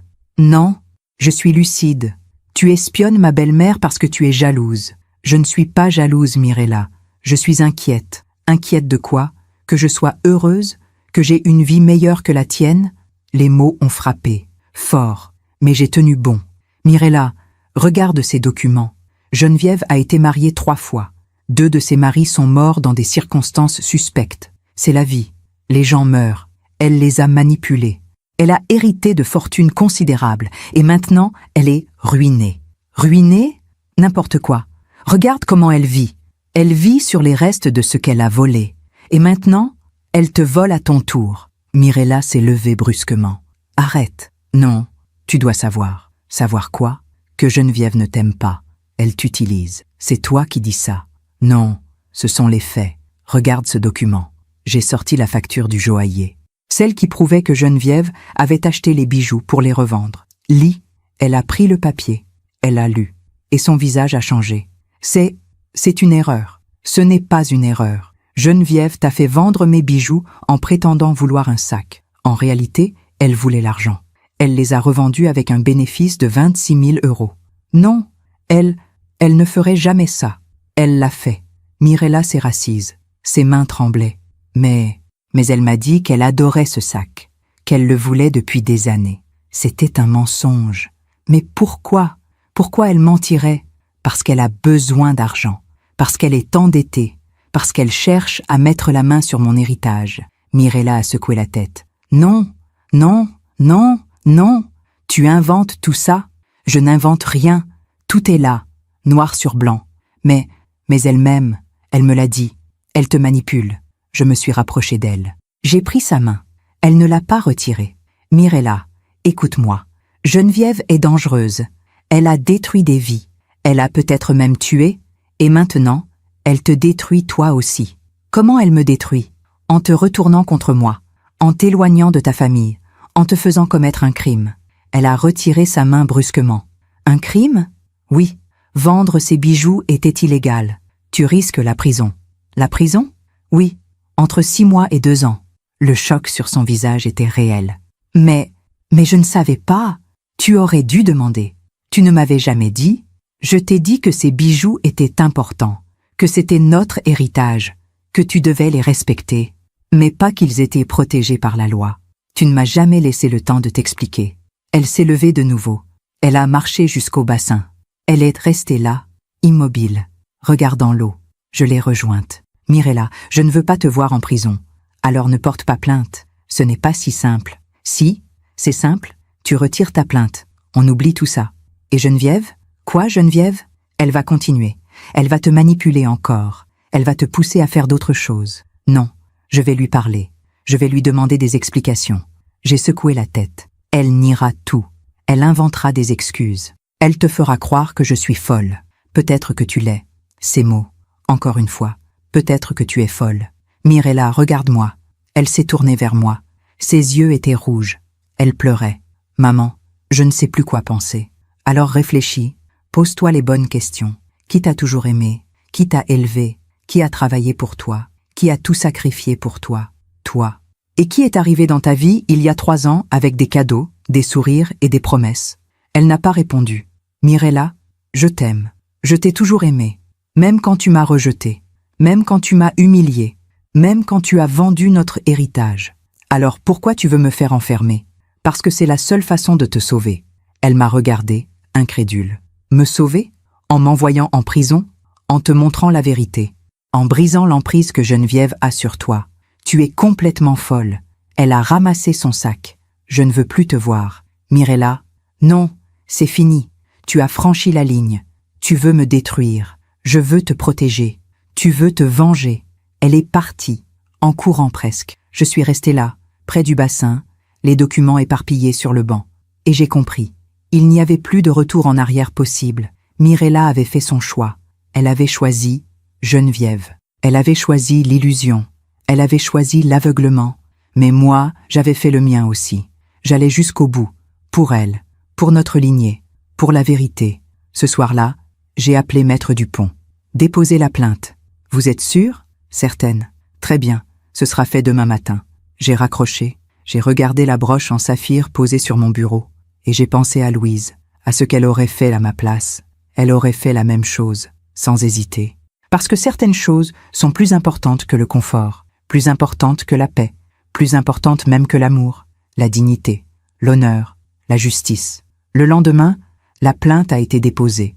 Mirella a été convoquée au commissariat et tout a basculé. 3 jours après le dépôt de la plainte, j'ai reçu un appel, un numéro inconnu. J'ai hésité, puis j'ai décroché. Allô, Madame Rollet? Ici le commissariat du 7e arrondissement. Mon cœur s'est arrêté. Oui, votre fille, Madame Mirella Marchand, a été entendue ce matin suite à votre plainte. Je sais. Elle souhaite vous parler. Me parler? Oui. Elle demande à vous voir. Seule. J'ai raccroché. Mes mains tremblaient. Mirella voulait me voir. Après tout ce qui s'était passé. Après tout ce qu'elle m'avait dit. Le rendez-vous a été fixé pour le lendemain. Dans un café près du commissariat. Neutre, public. Sans Julien, sans Geneviève. Juste nous deux. Je suis arrivée en avance. J'ai commandé un thé. Je me suis assise près de la fenêtre. Et j'ai attendu. Mirella est arrivée à 14 heures pile. Elle portait un jean et un pull simple. Pas de maquillage. Les cheveux attachés. Elle avait l'air différente. Plus petite. Plus fragile. Plus vraie. Elle s'est assise en face de moi, sans un mot. Le serveur est venu prendre sa commande. Un café. Noir. Il est reparti. Le silence s'est installé. Lourd. Pesant. Puis, elle a parlé. La police m'a interrogée pendant 2 heures. Je sais. Ils m'ont montré tous les documents, les certificats, les lois, tout. Et ils m'ont dit que ce que j'ai fait est grave, très grave. Elle a baissé les yeux. Je risque vraiment la prison. Oui. Combien de temps? Entre 6 mois et 2 ans. Elle a levé les yeux vers moi. Tu vas vraiment me laisser aller en prison? Ce n'est pas moi qui décide. C'est la justice. Mais tu peux retirer ta plainte? Je pourrais. Oui. Alors fais-le. J'ai pris une grande inspiration. Mirella, pourquoi tu as fait ça? Quoi? Pourquoi tu as vendu ces bijoux? Je te l'ai dit. Pour Geneviève. Mais pourquoi? Pourquoi elle était si importante? Elle a détourné le regard. Parce qu'elle m'acceptait. Je t'acceptais aussi. Non. Toi, tu me jugeais. Ces mots. Encore. Tu me jugeais. Je ne t'ai jamais jugé. Si. Toujours. Mes choix. Mes vêtements. Mes amis. Mon mari. Tout. Je voulais juste que tu sois heureuse. Non. Tu voulais que je sois comme toi. J'ai senti mes yeux piquer. Comme moi? Oui. Coincée dans le passé. Accrochée à des traditions ridicules. Seule. Seule. Le mot a résonné dans ma tête. Mirella, je ne suis pas coincée dans le passé. Je respecte notre histoire. C'est différent. Pour toi, peut-être. Pour moi, c'est la même chose. Le serveur a apporté son café. Elle l'a pris, a bu une gorgée, puis elle a continué. Geneviève, elle, ne me jugeait pas. Elle m'encourageait. Elle me disait que j'étais belle, intelligente, capable. Elle me faisait sentir importante. Et moi, je ne te faisais pas sentir importante? Non. Toi, tu me faisais sentir obligée. Obligée. Obligée de quoi? D'être la fille parfaite, de perpétuer la lignée, de porter le nom, de tout faire comme il faut. C'est ce que tu ressens? Oui, j'ai baissé les yeux. Peut-être qu'elle avait raison. Peut-être que j'avais été trop exigeante, trop rigide, trop... mère. Mirella, je suis désolée. Elle a relevé la tête, surprise. Quoi? Je suis désolée si je t'ai fait sentir jugée, si je t'ai mise sous pression. Ce n'était pas mon intention. Ses yeux se sont remplis de larmes. Alors pourquoi tu me fais ça? Pourquoi tu me traînes devant la justice? Parce que je dois te montrer la vérité. Quelle vérité? Que Geneviève ne t'aime pas. Elle a secoué la tête. Tu ne sais pas de quoi tu parles. Si, je sais exactement de quoi je parle. J'ai sorti mon téléphone. J'ai ouvert un dossier. Les photos du rapport du détective, les relevés bancaires, les factures. Regarde, je lui ai montré les preuves, une par une. Les 3 mariages de Geneviève, les morts suspectes, la fortune dilapidée, la revente des bijoux. Mirella regardait l'écran. Son visage changeait. Incrédulité, confusion, colère, douleur. Non, si. Mais elle m'a dit qu'elle avait acheté le sac, qu'elle l'adorait. Elle a menti. Mirella a posé le téléphone. Elle a mis sa tête entre ses mains et elle a pleuré. Pas des larmes de colère, pas des larmes de frustration, mais des larmes de honte, de trahison, de réalisation. Je suis tellement stupide. Non, tu n'es pas stupide. Tu as été manipulée. J'aurais dû voir, j'aurais dû comprendre. Elle est très forte. Elle a manipulé 3 hommes avant toi. Elle a levé les yeux vers moi. Qu'est-ce que je vais faire? Tu vas dire la vérité. Mais la police, tu vas leur dire que Geneviève t'a manipulé, que tu ne savais pas pour la protection patrimoniale, que tu pensais faire plaisir à ta belle-mère. Et toi? Moi? Tu vas retirer ta plainte? J'ai hésité. Longuement. Ça dépend. De quoi? De toi. Qu'est-ce que tu veux que je fasse? J'ai regardé ma fille droit dans les yeux. Je veux que tu quittes Geneviève. Quitter Geneviève? Oui. Coupe les ponts avec elle. Complètement. Mais c'est ma belle-mère. C'est une manipulatrice. Une menteuse. Et peut-être pire. Mirella a secoué la tête. Je ne peux pas. Julien doit savoir aussi. Savoir quoi? Qui est vraiment sa mère? Elle a fermé les yeux. Il ne me croira jamais. Montre-lui les preuves. Il va penser que tu as tout inventé. Ces documents sont officiels. Ils viennent de la police, des banques, des tribunaux. Un long silence. Mirella, si tu ne quittes pas Geneviève, elle va te détruire, comme elle a détruit ses maris, comme elle détruit tout ce qu'elle touche. Et si je la quitte, alors je retire ma plainte. Et on recommence, toi et moi. Elle m'a regardé. Ses yeux étaient rouges, son visage défait. Tu promets? Je promets. Mais comment je peux te croire, après tout ce qui s'est passé? Parce que je suis ta mère, et une mère ne ment jamais à sa fille.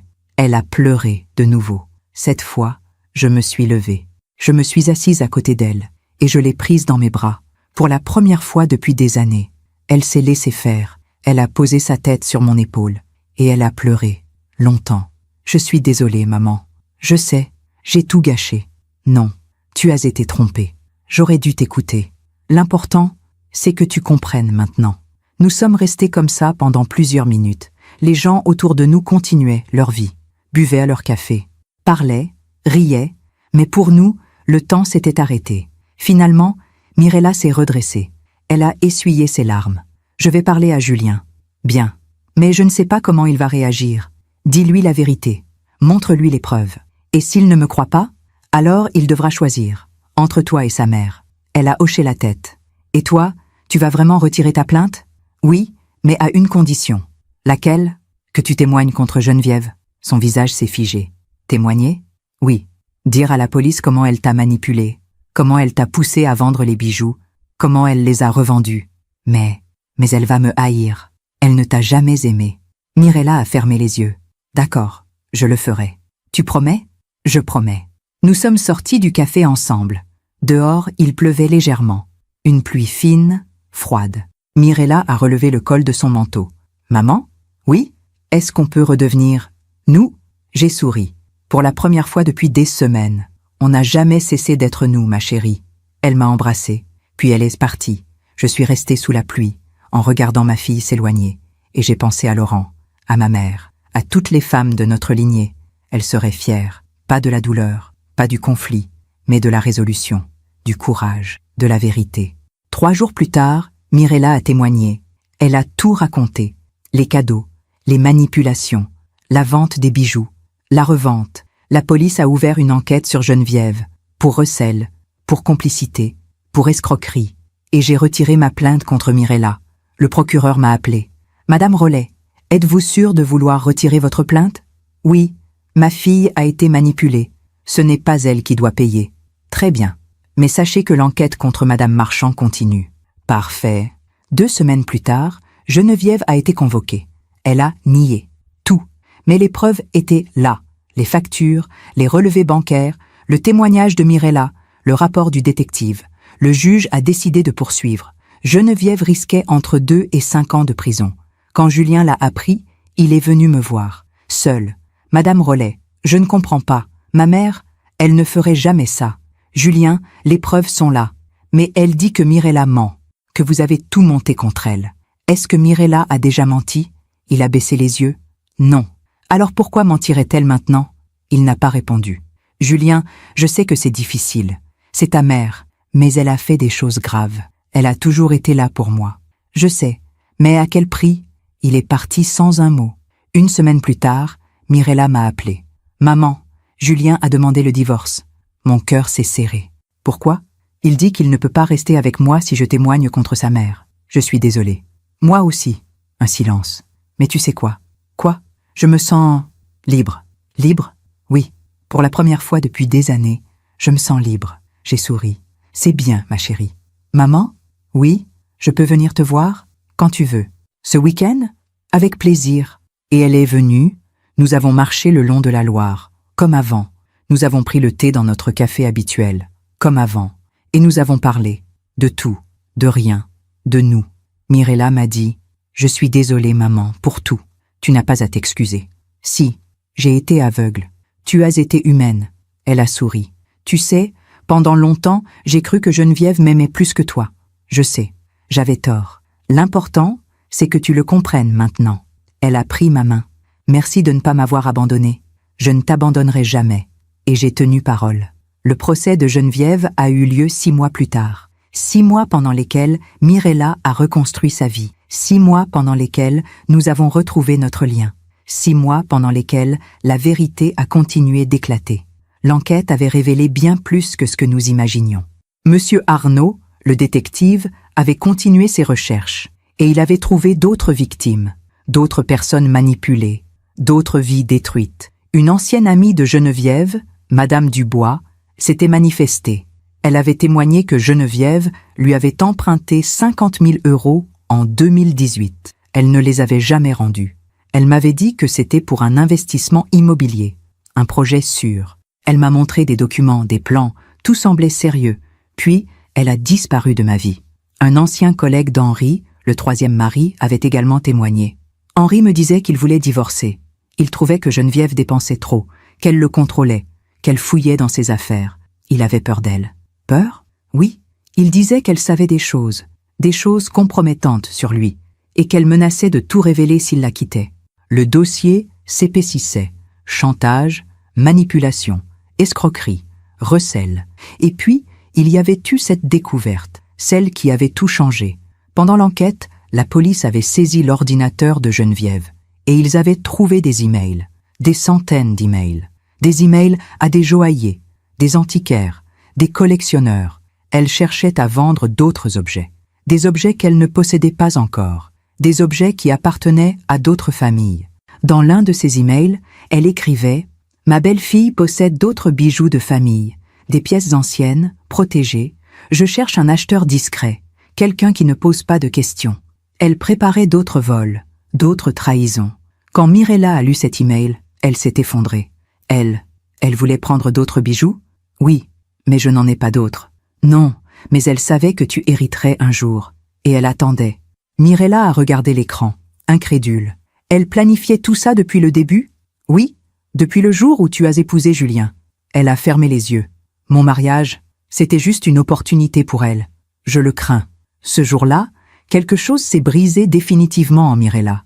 Pas sa force, pas son courage, mais ses dernières illusions. Elle a compris que tout avait été calculé. Les cadeaux, les voyages, les confidences, les moments de complicité.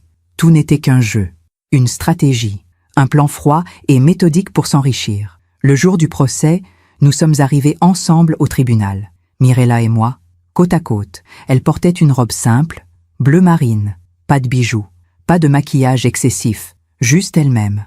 Dans la salle d'audience, Geneviève était assise au banc des accusés. Elle portait un tailleur noir strict. Ses cheveux étaient attachés en chignon. Elle avait l'air respectable, digne, comme une femme injustement accusée. Mais quand nos regards se sont croisés, j'ai vu la haine, la rage, le mépris. Le procès a duré 3 jours. Le premier jour, le procureur a présenté les preuves, les factures, les relevés bancaires, les emails, les témoignages. Tout était là, noir sur blanc, irréfutable. L'avocat de Geneviève a tenté de défendre sa cliente. Ma cliente est une femme généreuse. Elle aidait sa belle-fille. Elle ne savait pas que ses bijoux étaient protégés. Alors pourquoi les a-t-elle revendus avec profit? Pour couvrir ses frais. Quels frais? Des frais personnels. Des frais de luxe, vous voulez dire. L'avocat a baissé les yeux. Le deuxième jour, les témoins ont été entendus. Madame Dubois, le collègue d'Henri, le docteur Leroy, le deuxième mari qui avait fait le déplacement. Et puis, Mirella. Elle s'est avancée à la barre. Elle a levé la main droite, elle a prêté serment. Je jure de dire la vérité, toute la vérité, rien que la vérité. Le procureur lui a posé des questions. Madame Marchand, comment décririez-vous votre relation avec Madame Geneviève Marchand? Mirella a pris une grande inspiration.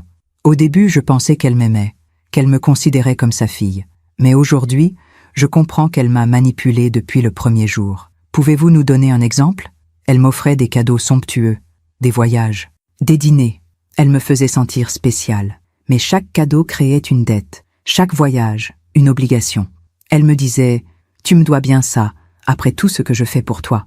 Et concernant les bijoux, elle m'a dit qu'elle rêvait d'un sac Hermès depuis des années, qu'elle serait la plus heureuse du monde si je pouvais le lui offrir. Je voulais la rendre heureuse. Alors, j'ai vendu les bijoux de ma mère. Saviez-vous qu'ils étaient protégés par la loi? Non, je ne savais pas. Si j'avais su, je ne l'aurais jamais fait. Et quand avez-vous découvert la vérité?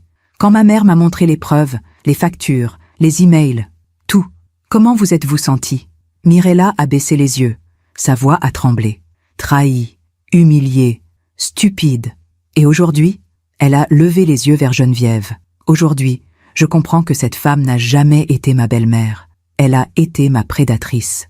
Le silence s'est installé dans la salle. L'avocat de Geneviève a contre-interrogé Mirella. Madame Marchand, n'est-il pas vrai que vous étiez en conflit avec votre mère depuis des années? Oui. Et n'est-il pas vrai que vous cherchiez une figure maternelle de substitution? Peut-être. Alors n'est-il pas possible que vous ayez mal interprété les intentions de ma cliente, qu'elle voulait simplement vous aider? Mirella a secoué la tête. Non. Comment pouvez-vous en être sûr? Parce qu'elle a revendu les bijoux, parce qu'elle cherchait à en voler d'autres, parce qu'elle a fait la même chose à 3 hommes avant moi. L'avocat n'a rien répondu. Le 3e jour, Geneviève a témoigné.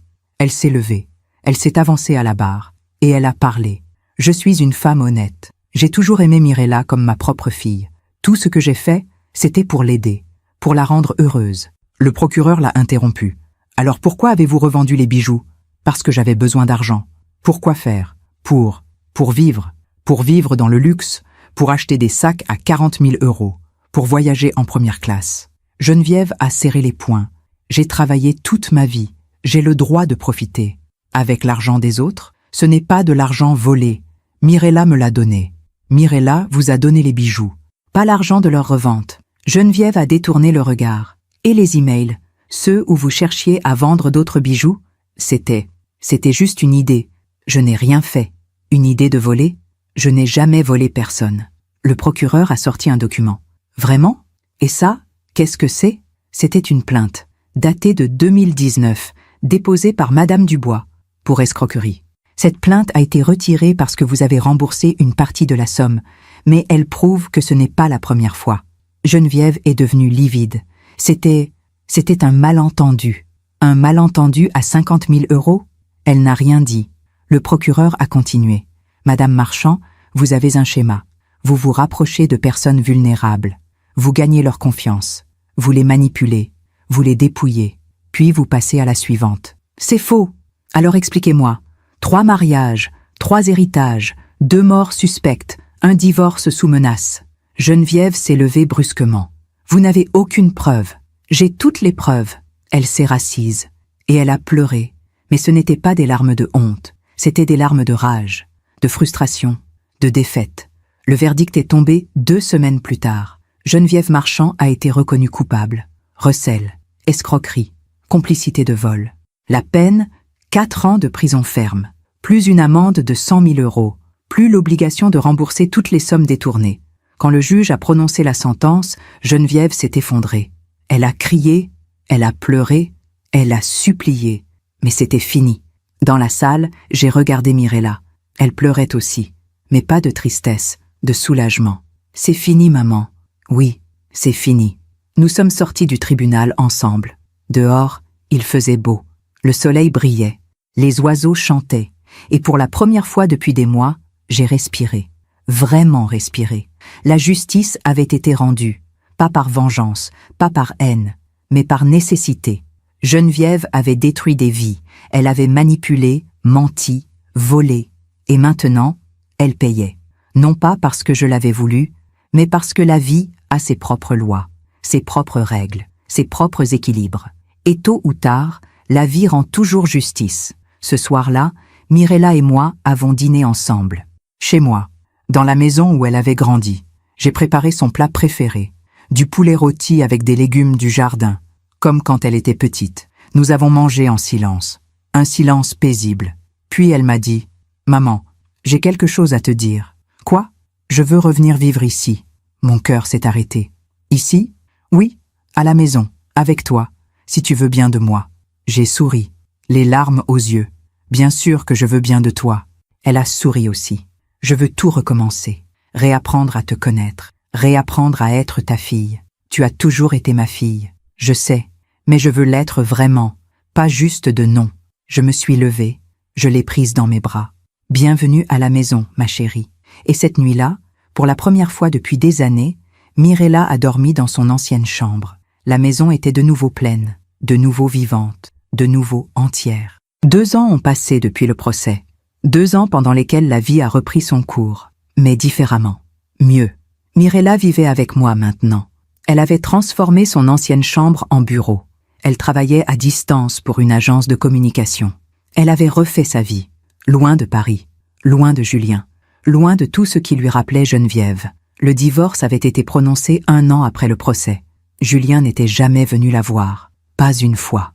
Il avait choisi son camp, le camp de sa mère. « Il me manque parfois », m'avait confié Mirella un soir. « C'est normal, mais je ne regrette rien. » Pourquoi ? Parce que j'ai compris quelque chose. Quoi ? Qu'on ne peut pas aimer quelqu'un qui refuse de voir la vérité. Elle avait raison. Julien avait refusé de croire aux preuves, refusé d'accepter que sa mère était coupable. Il continuait à dire que Mirella et moi avions tout inventé, que nous étions jalouses, que nous avions comploté, même après la condamnation, même après que Geneviève ait été envoyée en prison. Il refusait de voir. C'était plus facile de nier, plus confortable de croire aux mensonges, que d'affronter la réalité. Mais la réalité, elle, ne disparaît jamais. Elle attend, patiemment. Et un jour, elle frappe. J'ai appris ce qui était arrivé à Julien par un appel de Béatrice. « Morgane, tu es au courant ?»« Au courant de quoi ?»« Pour Julien. »« Non. Qu'est-ce qui s'est passé ?» Béatrice a pris une grande inspiration. « Il a perdu son travail. »« Quoi ?» ?»« Oui, il a été licencié. »« Pour quelle raison ?» ?»« Apparemment, il y avait des irrégularités dans ses comptes, des détournements de fonds. » Mon sang s'est glacé. « Des détournements ? Oui, rien d'énorme, mais suffisamment pour justifier un licenciement. » « Comment tu sais ça ? » « J'ai une amie qui travaille dans la même entreprise. Elle m'a raconté. J'ai raccroché. Et j'ai réfléchi. Des détournements de fonds. Julien, le fils de Geneviève. Est-ce que c'était un hasard ? Ou est-ce que Geneviève lui avait appris, lui avait transmis ses méthodes, ses habitudes ? Telle mère, tel fils, dit le proverbe. Quelques mois plus tard, j'ai appris autre chose. Julien avait été contraint de vendre son appartement. L'appartement que Mirella et lui avaient de partager. L'appartement qu'il avait gardé après le divorce. Il ne pouvait plus payer les traites. Il était endetté, ruiné, et il vivait maintenant dans un studio, seul, sans travail, sans femme, sans avenir. Quand Mirella l'a appris, elle n'a rien dit. Elle a juste hoché la tête. « Le karma », a-t-elle murmuré. Oui, le karma, pas la vengeance, pas la satisfaction, juste la constatation d'une loi universelle. On récolte ce que l'on sème. Et Julien avait semé l'aveuglement. le déni, la complaisance. Il récoltait maintenant la solitude, l'échec, le regret. Mais ce n'était rien comparé à ce qui était arrivé à Geneviève. En prison, Geneviève avait continué à manipuler, à mentir, à comploter. Elle avait tenté de se faire passer pour une victime, une femme injustement condamnée, une mère brisée. Elle écrivait des lettres aux journaux, aux associations, à quiconque voulait l'entendre. Je suis innocente, j'ai été piégée par ma belle-fille et son avocate. Mais personne ne l'écoutait, parce que les preuves étaient là, irréfutables. Et puis, quelque chose s'est passé, quelque chose que personne n'avait prévu.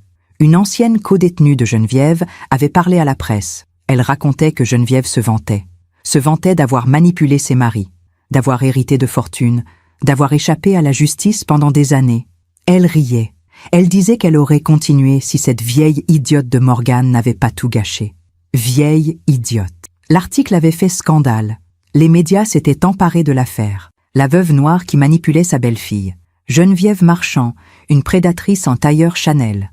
Son nom était devenu synonyme de manipulation, de trahison, de honte. Plus personne ne la défendait. Plus personne ne la visitait. Même Julien avait fini par arrêter de venir. Elle était seule, complètement seule, dans une cellule, avec ses mensonges, avec ses regrets.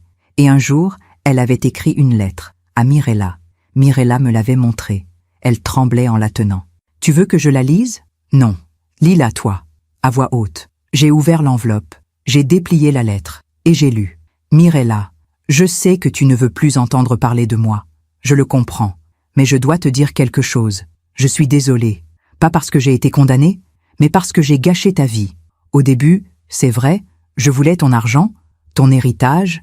Je te voyais comme une opportunité. Mais avec le temps, quelque chose a changé.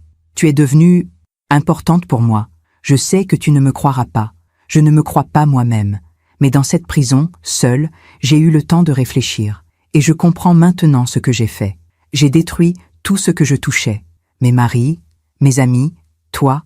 Et maintenant, je n'ai plus rien. Même mon fils ne vient plus me voir. Je méritais peut-être cette punition. Mais je voulais que tu saches que je regrette. Pas de t'avoir manipulé pour ton argent, mais de t'avoir fait croire que je t'aimais. Parce que, peut-être, au fond, c'était vrai. Geneviève, j'ai replié la lettre. Mirella pleurait. Elle regrette, peut-être. Tu penses qu'elle est sincère ? Je ne sais pas. Et ça n'a plus d'importance. Mirella a essuyé ses larmes. Tu as raison. Ce qui compte, c'est toi, ta vie, ton avenir. Et elle, son avenir ? J'ai regardé par la fenêtre. Dehors, le jardin était en fleurs. Les rosiers, les pivoines, les lilas. Son avenir, c'est ce qu'elle a construit. Une cellule, des regrets, la solitude. C'est triste, c'est juste. Mirella a hoché la tête. Qu'est-ce que je fais de cette lettre ? Ce que tu veux. Je peux la brûler ? Si ça te fait du bien. Ce soir-là, nous avons fait un feu dans la cheminée. Mirella a jeté la lettre dedans. Nous avons regardé le papier se consumer. Et avec lui, les derniers liens qui la rattachaient à Geneviève. 3 ans après le procès, j'ai reçu un appel. Du directeur de la prison où Geneviève était enfermée. « Madame Rollet ? » ?»« Oui, je vous appelle pour vous informer que Madame Geneviève Marchand a été hospitalisée. » »« Hospitalisée ? Pourquoi ? » ?»« Un AVC, un accident vasculaire cérébral, assez sévère. Mon cœur s'est serré. Pas de compassion, pas de joie, juste de la neutralité. Elle va s'en sortir ? Les médecins ne savent pas encore, mais elle est dans un état grave. Merci de m'avoir prévenu. J'ai raccroché. Mirella était à côté de moi. C'était qui ? La prison. Geneviève a eu un AVC. Mirella a fermé les yeux. Elle va mourir ? Peut-être. Un long silence. Tu veux aller la voir ? Mirella a ouvert les yeux. Non. Tu es sûre ? Oui. Pourquoi ? Parce que je lui ai déjà dit au revoir. Le jour où j'ai brûlé sa lettre, j'ai hoché la tête. Geneviève est morte 2 semaines plus tard, seule, dans une chambre d'hôpital, sans famille, sans amis, sans personne. Julien n'était pas venu, Mirella non plus, personne. Elle avait été enterrée dans un cimetière de banlieue, une tombe simple, sans fleurs, sans plaque, juste son nom, et 2 dates, Geneviève Marchand, 1963-2027, 64 ans. Une vie entière passée à manipuler, à mentir, à voler. Et à la fin, elle n'avait rien. Rien que le vide qu'elle avait créé autour d'elle. Quand Mirella a appris sa mort, elle n'a pas pleuré. Elle a juste dit, la vie lui a rendu ce qu'elle lui avait donné. Oui, Geneviève avait semé la solitude. Elle avait récolté la solitude. Elle avait semé la trahison. Elle avait récolté la trahison. Elle avait semé le vide. Elle avait récolté le vide. Et maintenant, elle n'était plus qu'un nom sur une pierre. Un nom que personne ne viendrait honorer. Un nom que personne ne viendrait fleurir. Un nom que le temps allait effacer. C'était ça, le karma. Pas la vengeance spectaculaire. Pas la punition divine. Juste la conséquence naturelle de ses choix. La vie avait fait son œuvre, silencieusement, implacablement, justement.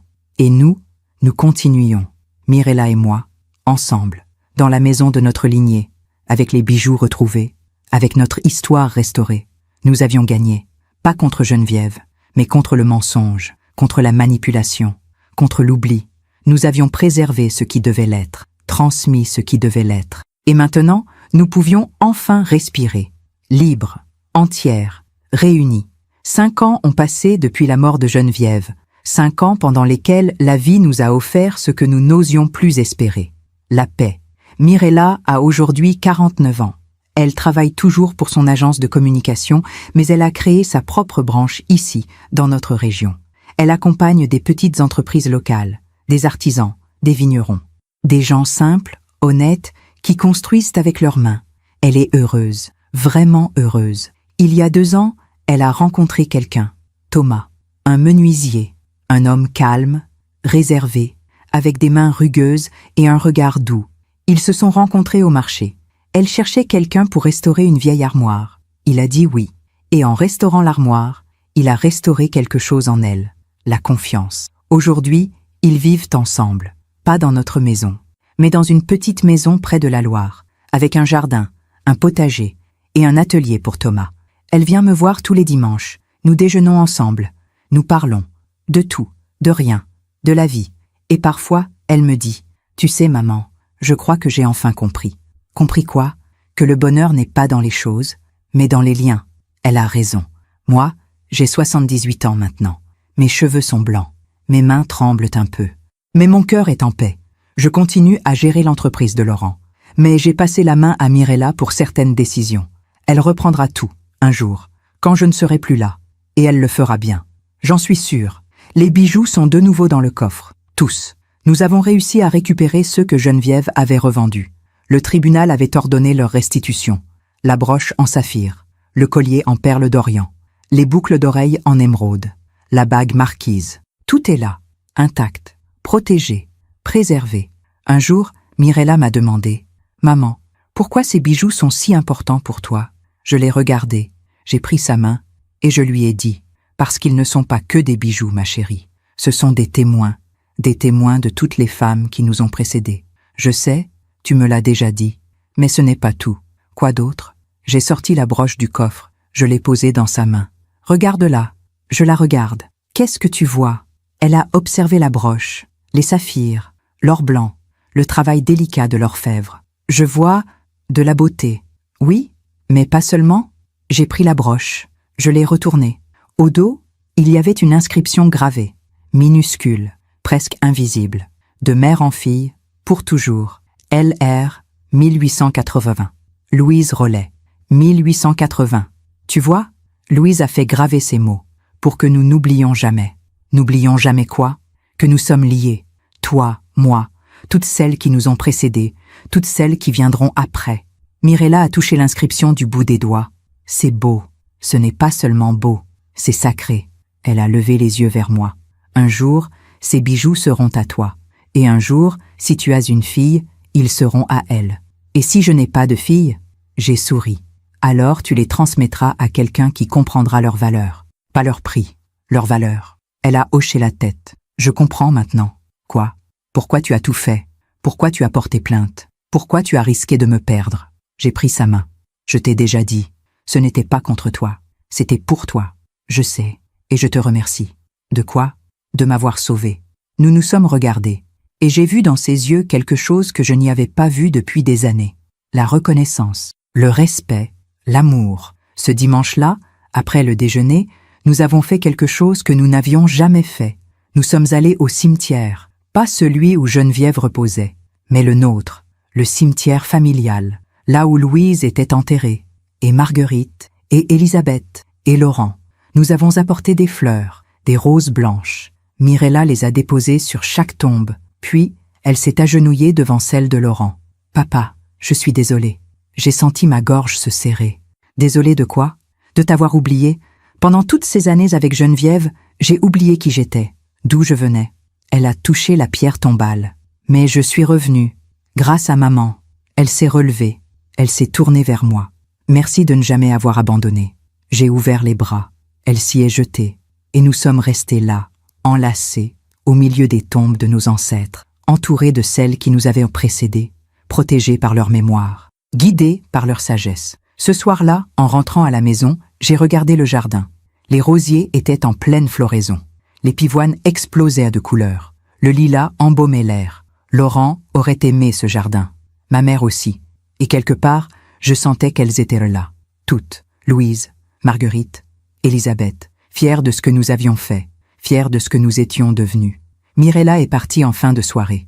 Elle m'a embrassé longuement. « À dimanche prochain, maman. »« À dimanche, ma chérie. » Je suis restée sur le perron à la regarder partir. Sa voiture a disparu au bout de l'allée, et je suis rentrée dans la maison.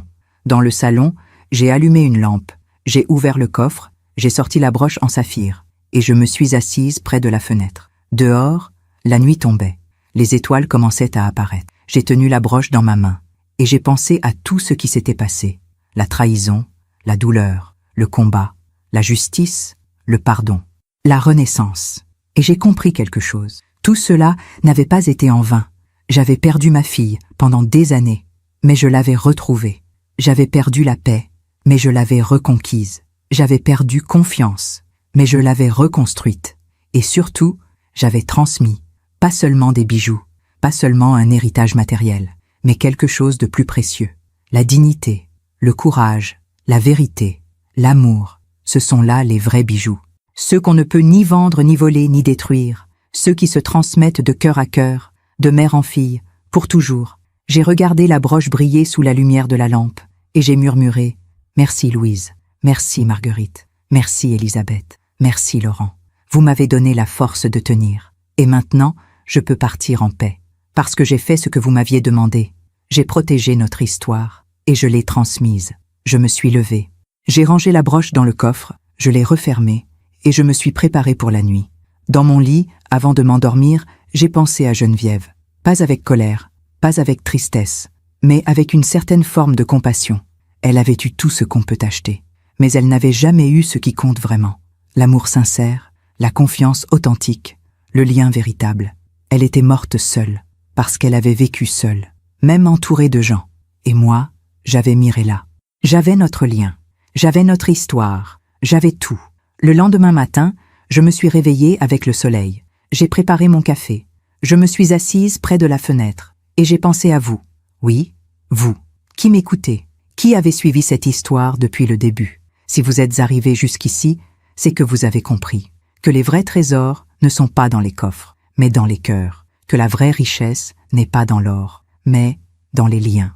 Que la vraie victoire n'est pas dans la vengeance, mais dans la dignité. Et que la vie, toujours, finit par rendre ce qu'on lui donne. Si vous semez l'amour, vous récolterez l'amour. Si vous semez la manipulation, vous récolterez la solitude. C'est aussi simple que ça. Alors choisissez bien. Choisissez la vérité plutôt que le mensonge. Choisissez le courage plutôt que la lâcheté. Choisissez l'amour plutôt que l'intérêt. Parce qu'à la fin, c'est tout ce qui reste. L'amour. Moi, Morgane Rollet, 78 ans, j'ai eu une vie longue et pleine. J'ai connu la joie et la douleur, la trahison et le pardon, la perte et la renaissance. Mais je ne regrette rien, parce que tout m'a mené ici, à cette paix, à cette sérénité, à cet amour retrouvé avec ma fille. Et si mon histoire peut aider ne serait-ce qu'une femme à ouvrir les yeux, à retrouver sa dignité, à se libérer d'une emprise, alors tout cela aura eu un sens. Alors merci, merci de m'avoir écouté. Merci d'avoir partagé ce voyage avec moi. Et maintenant, je vous laisse, avec ces mots que ma mère m'avait dit un jour et que je vous transmets aujourd'hui. La vie est juste, pas toujours quand on le voudrait, pas toujours comme on le voudrait, mais toujours. Que Dieu vous bénisse. Et à très bientôt. Merci de m'avoir écouté jusqu'au bout. Si cette histoire a touché votre cœur, abonnez-vous et activez la cloche pour entendre d'autres femmes qui ont transformé la douleur en sagesse. Chaque jour, une femme, une leçon de vie. Partagez cette histoire avec quelqu'un que vous aimez. Parfois, Une histoire change toute une journée. Que Dieu vous bénisse, et à très bientôt.